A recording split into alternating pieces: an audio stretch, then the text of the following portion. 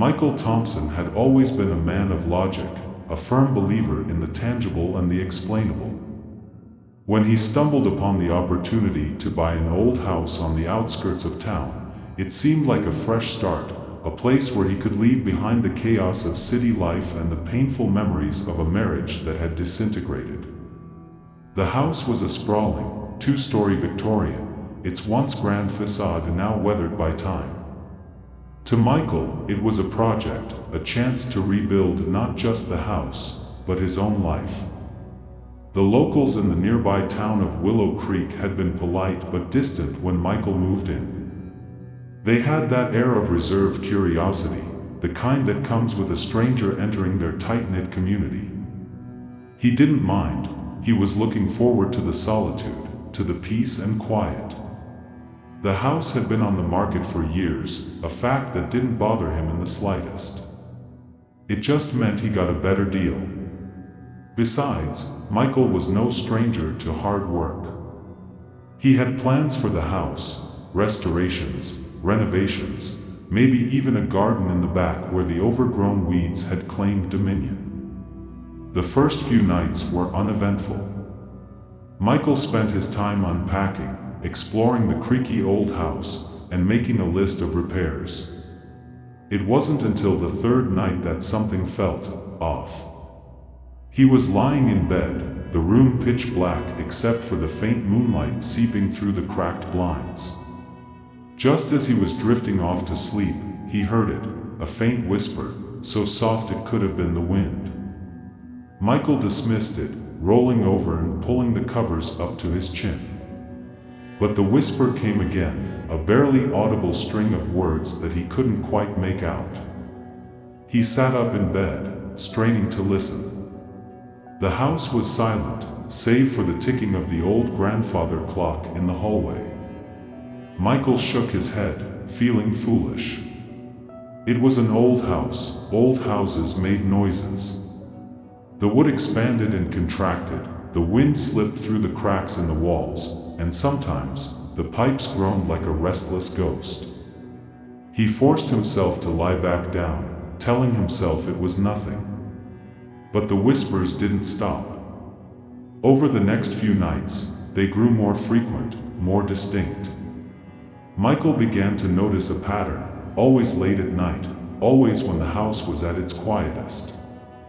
He couldn't shake the feeling that someone, or something, was trying to communicate with him. The rational part of his mind struggled to hold on to reason, but the whispers wormed their way into his thoughts, unsettling him in a way he hadn't felt in years. It was as if the house itself was alive, and it was trying to tell him something he wasn't quite ready to hear. The whispers continued, creeping into Michael's mind like a virus, persistent and invasive. Each night they seemed to grow louder, more coherent, as if the walls were slowly learning how to communicate with him. He couldn't ignore them anymore, couldn't dismiss them as the natural groans and creaks of an old house. There was something sinister in the way they seeped into his thoughts, something that twisted his dreams into nightmares he couldn't escape. During the day, Michael would try to distract himself with work around the house. He tore up old carpets, stripped wallpaper, and patched up holes in the walls. But the more he worked, the more he felt like the house was watching him, judging his every move. The whispers would echo in his mind, faint but unrelenting, like a distant memory he couldn't quite recall. It was as if they were following him, room to room, never allowing him a moment of peace. At night, the whispers became voices. He could hear them clearly now, a chorus of hushed tones that seemed to emanate from the very walls themselves. They spoke in fragmented sentences, words that were half-formed, as though they had been forgotten over time. Michael would lie in bed, the darkness pressing in around him, listening as the voices murmured secrets he couldn't understand. It was maddening, the way they danced just out of reach, taunting him with their incomprehensibility. One night, after yet another sleepless evening, Michael decided to confront the whispers. He got out of bed, his body tense with a mixture of fear and determination.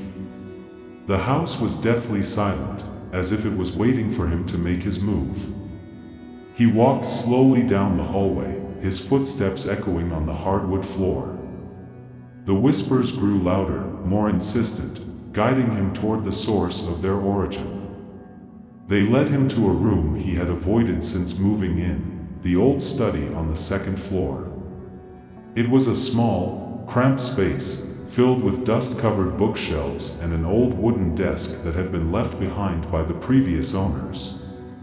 Michael had never liked the room. It felt suffocating, oppressive, like it held secrets that were better left untouched. But now, the whispers were drawing him in, pulling him closer to whatever was hidden within. He hesitated at the doorway, his hand hovering over the brass doorknob. The whispers were louder here, almost frantic, as if they were urging him to hurry. With a deep breath, Michael pushed the door open and stepped inside. The room was just as he remembered, dark, musty, and filled with the stale air of neglect. But there was something different now, something that hadn't been there before. The whispers were coming from the walls, low, pulsating hum that seemed to vibrate through the room. Michael moved closer to one of the walls, pressing his ear against the cold, cracked plaster. The voices were clearer now, almost like they were speaking directly into his mind. He could hear them whispering his name, over and over, a sinister chant that sent chills down his spine. As he stood there, frozen in place, the whispers began to shift, forming coherent sentences that made his blood run cold. They spoke of hidden things, of a darkness that lurked within the house, waiting to be unleashed. They told him of the previous owners, of how they had been driven to madness by the same voices, how they had tried to silence them but failed.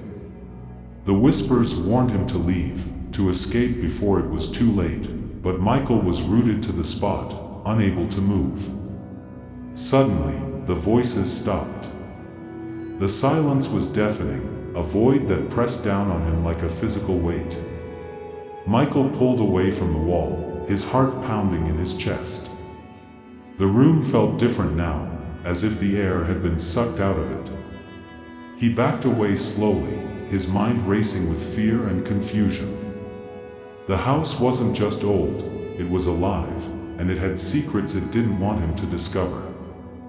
As he turned to leave, something caught his eye, a small crack in the wall, just above the desk. It was barely noticeable, a thin line that seemed to have appeared out of nowhere. Michael stepped closer, his hand reaching out to touch it. The moment his fingers brushed against the crack, a cold shiver ran down his spine. The wall felt wrong, like it was hiding something just beneath the surface. Without thinking, Michael grabbed a nearby chair and smashed it against the wall. The plaster crumbled easily, revealing a hidden cavity behind it. As the dust settled, Michael peered into the darkness, his breath catching in his throat.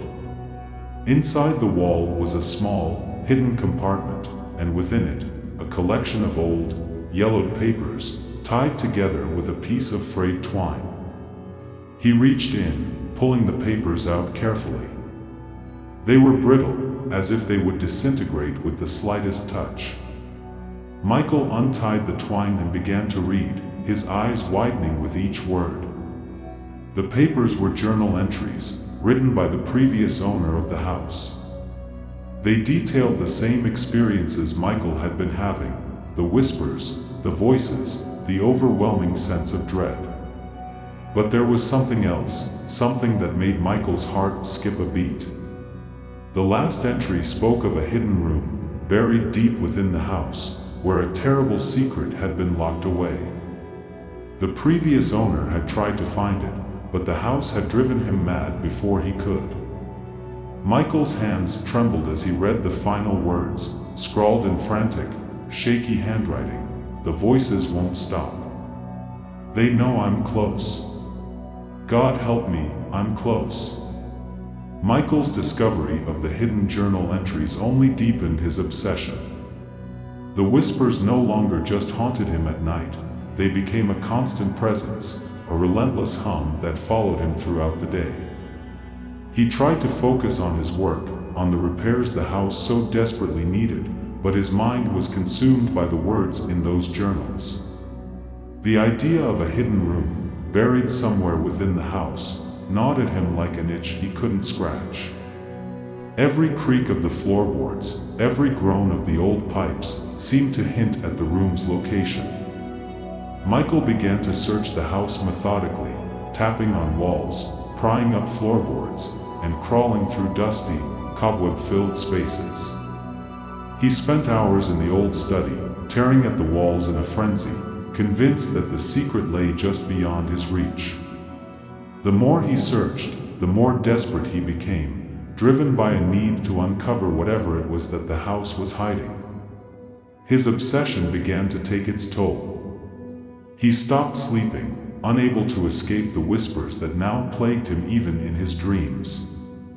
His once neat and orderly appearance became disheveled, dark circles formed under his eyes, and his hands were perpetually covered in dust and grime. The house, which had once felt like a project full of promise, now felt like a prison, its walls closing in on him with each passing day. Despite his growing paranoia, Michael couldn't stop himself.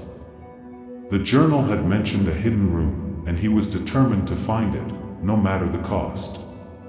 He became increasingly isolated, shutting himself off from the outside world. The few times he ventured into town for supplies, the locals noticed the change in him. His once friendly demeanor had been replaced by a hollow-eyed intensity that made people uneasy. They whispered about him as he passed, their voices carrying the same undercurrent of fear that echoed through the walls of his home. Michael's obsession reached its peak one stormy night. The wind howled outside, rattling the windows and shaking the old house to its core.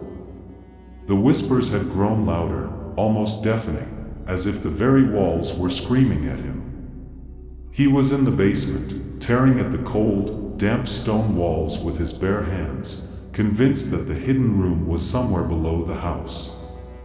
His fingers were raw and bleeding, but he didn't care. He was too far gone, lost in the madness that had consumed him. As he dug deeper, his hands scraped against something hard and metallic. Michael's breath hitched as he cleared away the dirt and debris, revealing a rusted metal door embedded in the wall. His heart pounded in his chest as he stared at it, the whispers now a cacophony in his ears. This was it. He had found it. The door was old, the metal corroded and pitted with age. There was no handle, just a small, circular indentation in the center, like a keyhole. Michael searched the area frantically, his fingers scrabbling through the dirt until they closed around a small, rusted key. It was almost as if the house had left it there for him, waiting for the moment when he would be ready to unlock its final secret. With trembling hands, Michael inserted the key into the indentation and turned it.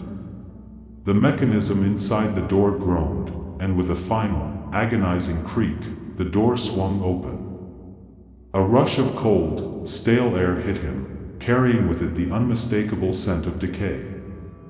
The room beyond was pitch black, the darkness swallowing the light from Michael's flashlight as he stepped inside. The walls of the hidden room were lined with shelves, and on each shelf sat small, unmarked jars, their contents obscured by years of dust and grime. Michael's hands shook as he picked up one of the jars, holding it up to the light. Inside, he could see a murky, thick liquid, and suspended within it, something that looked disturbingly like a human finger. His stomach churned with nausea as he placed the jar back on the shelf, his mind struggling to process what he was seeing. The room was filled with them, jars of preserved body parts, each one a gruesome relic of some unspeakable act. Michael stumbled back, his heart racing, as the full horror of the room became clear. This was what the house had been hiding, the dark secret that had driven the previous owner to madness. But the worst was yet to come. In the center of the room, half buried in the dirt floor, was a large, wooden chest. Michael hesitated for only a moment before kneeling down and prying it open. The hinges screamed in protest as the lid creaked upward, revealing a sight that would haunt Michael for the rest of his days. Inside the chest, wrapped in decaying cloth, were the remains of a human body, the bones twisted and broken, as if they had been forced into the small space. The whispers grew louder, more frantic, as if they were trying to drown out the horror that Michael was witnessing. He backed away from the chest, his mind reeling, as the full weight of his discovery settled on him. The house wasn't just haunted, it was cursed, a place where the darkest of secrets were buried and where those who uncovered them were doomed to suffer the same fate. Michael knew, in that moment, that he had gone too far. The house had drawn him in, had fed on his obsession, and now it had him trapped. The whispers were no longer just voices, they were a chorus of the damned, crying out for release, for vengeance, for blood. And Michael, the latest in a long line of victims, had become their next target. Michael fled from the hidden room, his heart racing, the whispers chasing him as he stumbled up the basement stairs. The house, once a sanctuary, now felt like a living nightmare, its walls closing in on him, the voices growing louder, more insistent. They were no longer content with merely haunting him, they demanded his attention, his obedience, his submission. Every corner he turned, every shadow he passed, seemed to pulse with a malevolent energy, as if the house itself had awakened, hungry for his soul. He locked himself in the study, his breathing ragged, his mind teetering on the edge of collapse. The discovery of the hidden room had shattered whatever remained of his sanity, leaving him adrift in a sea of terror and confusion. The whispers were relentless, a constant drone that buzzed in his ears, gnawing at his thoughts. They spoke of death, of darkness, of things better left buried. They promised escape, but only if he surrendered to the house's will. Desperation clawed at him, driving him to madness. Michael knew he couldn't stay in the house any longer, but every time he tried to leave, something stopped him. It was as if the house had a hold on him, a grip that tightened with each passing moment. He would find himself standing at the front door, hand on the knob, but unable to turn it, unable to take that final step outside. The whispers would grow louder then, urging him back inside, back to the darkness. One night, as the storm raged outside, Michael decided he had to do something, anything, to silence the voices. He gathered the journal entries, now worn and tattered from constant handling, and laid them out on the old wooden desk. He needed to understand what had happened, needed to find a way to break free from the house's curse. The final journal entry echoed in his mind, "The voices won't stop. They know I'm close. God help me, I'm close." The previous owner had been searching for something, just as Michael had, but had never found it. Or had he? Michael's thoughts spiraled as he tried to piece together the clues. The whispers seemed to respond to his thoughts, urging him on, pushing him closer to the truth. But what truth? What was it that the house wanted him to find? As he sat there, poring over the journal entries, Michael noticed something he hadn't seen before, a symbol, etched faintly into the corner of one of the pages. It was a crude drawing, almost childlike in its simplicity, but it sent a chill down his spine. The symbol resembled a spiral, with jagged lines radiating outward, like a black hole consuming everything in its path. It felt familiar, as if he had seen it somewhere before. His mind raced as he tried to remember, and then it hit him, the basement. He had seen the symbol carved into the wooden beams in the hidden room, barely visible under the layers of dust and grime. It was the same symbol, and it was connected to whatever dark power resided within the house. The realization filled him with a sense of dread so profound, it nearly paralyzed him. But there was no turning back now. Michael knew he had to confront whatever it was that had taken hold of the house, whatever force was feeding off his fear, his obsession. He grabbed a flashlight and a crowbar, steeling himself for what he knew would be the final confrontation. The whispers seemed to sense his resolve, growing more frantic, more desperate, as he made his way back down to the basement. The air was thick with tension as he pried open the door to the hidden room once more. The darkness seemed to press in around him, suffocating, oppressive. The jars on the shelves seemed to glisten in the dim light, their contents now clear, severed fingers, toes, eyes, preserved in some foul-smelling liquid. Michael forced himself to look away, focusing on the task at hand. The spiral symbol was etched into the far wall, its lines glowing faintly in the dark. Michael approached it cautiously, the whispers now a deafening roar in his ears. He could feel the presence of something ancient, something malevolent, lurking just beyond the wall, waiting for him. His hands trembled as he raised the crowbar, knowing that whatever he unleashed would change him forever. With a deep breath, Michael swung the crowbar at the wall, the plaster crumbling away with each strike. The whispers crescendoed, reaching a fever pitch as the wall gave way, revealing a hidden chamber beyond. The stench of decay hit him like a physical blow, nearly doubling him over. But he pressed on, stepping into the chamber, the darkness swallowing him whole. The chamber was small, barely more than a crawlspace, but it held a terrible secret. In the center of the room, laid out on a stone altar, was the body of a child, its bones twisted and broken, its face frozen in a silent scream. The spiral symbol was carved into its forehead, the lines deep and jagged, as if it had been done with a blunt instrument. Michael felt bile rise in his throat as he stared at the horrific sight, the reality of what he had uncovered crashing down on him. The whispers suddenly stopped, replaced by a low, guttural growl that seemed to emanate from the very walls themselves. The chamber trembled, the air thickening with a palpable sense of evil. Michael's flashlight flickered, the beam of light barely piercing the darkness. And then, from the shadows, something moved, something large and impossibly fast. Michael barely had time to react before he was knocked to the ground, the flashlight skittering out of his hand. The growl grew louder, more menacing, as whatever it was circled him, unseen but all too real.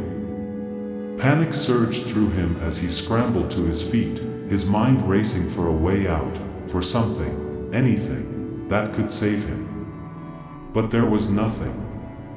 The house had won. It had drawn him in, fed on his fears, and now it was claiming its prize. Michael's last thought as the darkness closed in around him was that he had been a fool, a pawn in a game he didn't understand.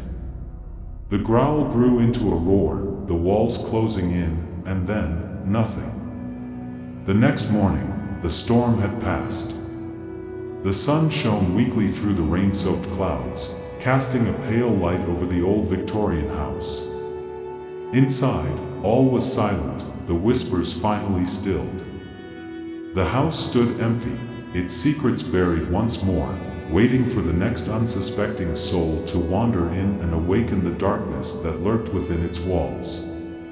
Days passed, and the town of Willow Creek began to notice Michael's absence. The once curious and distant neighbors now grew concerned, murmuring amongst themselves about the strange man who had moved into the old Thompson house. It wasn't long before someone called the sheriff, an older man who had seen more than his fair share of odd occurrences in the town over the years. Reluctantly, he agreed to check on the newcomer, though a deep unease settled in his gut as he drove up the winding road to the house. The house loomed large and ominous as the sheriff pulled into the driveway, its windows dark and lifeless. He knocked on the door, calling out Michael's name, but there was no answer. The silence was thick, almost unnatural, and it sent a chill down the sheriff's spine. After a few more attempts to rouse the occupant, he decided to enter. The door creaked open, revealing the dim, musty interior of the house. The air inside was heavy with the scent of damp wood and something else, something foul and decaying. The sheriff's instincts screamed at him to leave, to turn around and forget he had ever come here, but he pressed on. His footsteps echoed through the empty halls as he searched the house, calling out for Michael. But the house remained silent, the only sound the creak of old floorboards underfoot. When he reached the basement, the sheriff hesitated. The door was slightly ajar, and the stench of rot was overwhelming. He drew his flashlight and descended the stairs, the beam cutting through the darkness. The whispers, faint at first, began to creep into his mind, but he shook them off, attributing them to his imagination. The basement was a mess, tools scattered across the floor, walls partially demolished, as if someone had been digging for something. The sheriff's heart pounded in his chest as he approached the hidden room, the door still hanging open, revealing the dark void beyond.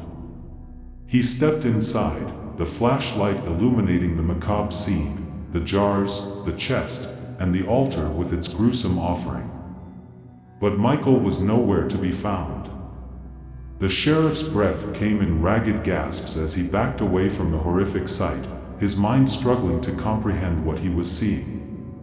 The whispers grew louder, more insistent, filling his head with a dissonant chorus of voices.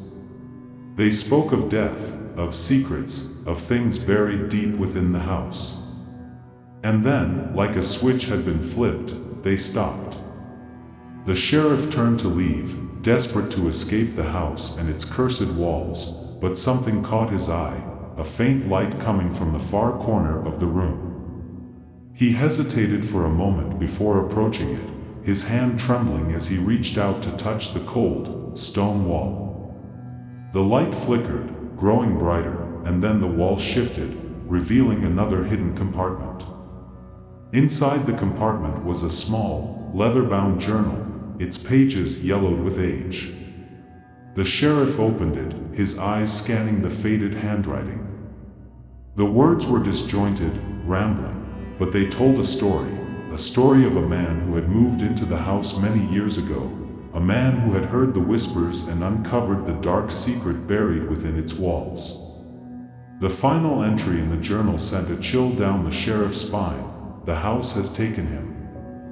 He is gone, lost to the darkness. And now it waits for the next, for it is never satisfied. It is always hungry. The sheriff's hand shook as he closed the journal, his mind racing.